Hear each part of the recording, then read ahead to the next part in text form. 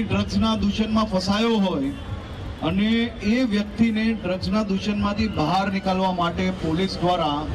Counselling કરવામાં આવે છે, એના પેરેન્ટ્સને સમજાવવામાં આવે છે, એ લોકોને ભવિષ્યની આખી દિશા બતાડવામાં આવે છે, એની ઉપર કેસ દાખલ કરીને એનું જીવન બરબાદ કરવામાં નથી આવતું. અને સુરત આ દેશની અંદર પહેલું એવું શહેર છે કે જ્યાં પોલીસ દ્વારા પ્રયાસ ચાલુ કરવામાં આવ્યો. આજે આખા ગુજરાતની અંદર આપણે આ પ્રયાસ અને આ દિશામાં આગળ વધી રહ્યા છીએ. તો મારે આપ સૌ પાસેથી દર મહિને માત્ર 10, 15, 20 મિનિટની જ અપેક્ષા છે અને આ 20 મિનિટ તમે આપશો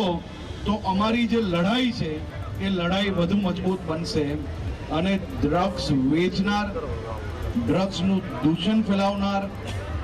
આવા લોકોનો શું હાલ થાય છે એ તો હવે તમને સૌને અંદાજો છે. મારે હવે બોલવાની જરૂર નથી કે જે રાજ્યમાં કોઈ વ્યક્તિનો ફોટો ગૃહમંત્રી જોડે હોય